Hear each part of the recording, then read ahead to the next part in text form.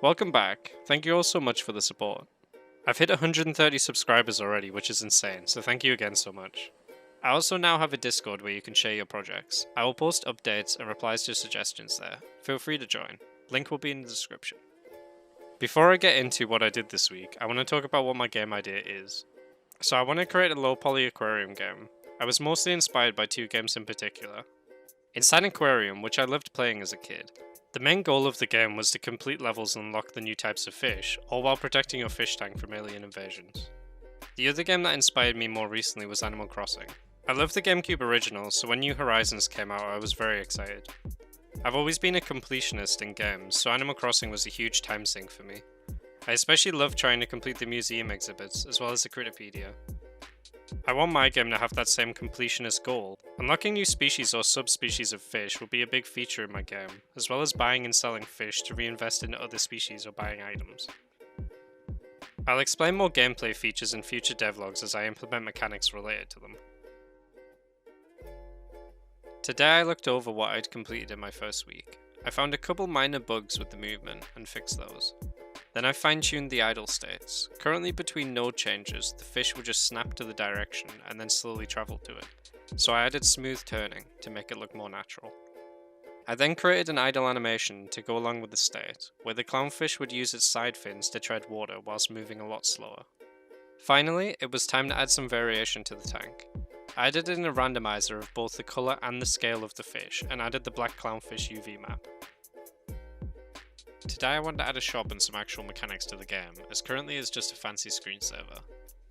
I added some UI to the game for the shop, with the basic Unity animation.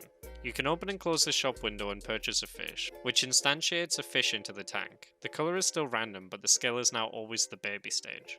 I finished the day up by correcting some of the issues with the swim speeds and the idle speeds. They caused some funny bugs like this fish at the front.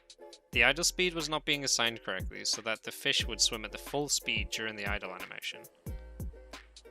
So today I set out to make the fish feel a bit more alive. I wanted them to be able to grow and eat.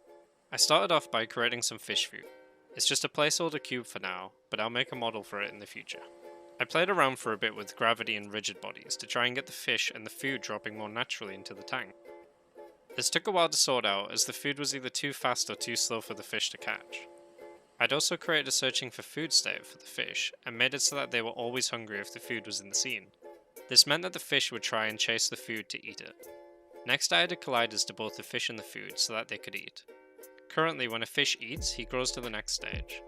There are 4 stages in the game at the moment: baby, small, medium and large. Today I want to improve on my current feeding systems and UI. I'd successfully fed one fish at a time, but I hadn't tested multiple at this point. I added in a hunger state to the game so that the fish would only try and eat the food if they were actually hungry. I'm indicating this by making the fish darker in colour. Next up, I improved the UI. I made it so you could see your money and how much fish food you had, with a food button so that you can deploy the food whenever you want, rather than it just being dropped when purchased. You currently start with 500 money, but you have no way of making more money after that. I faced a lot of issues with the pathfinding when trying to feed multiple fish at the same time. I eventually fixed the bugs, and my fish could all be fed happily without freezing solid in confusion. Today I fixed the hunger timer. Before it was just making the fish hungry after a set amount of time, regardless of their size. I've now made it so that the bigger the fish, the more frequently they get hungry. I finished up this week by bug testing, as well as changing where the food and the fishes drop. It now drops randomly instead of into the center of the tank. Thank you so much for watching.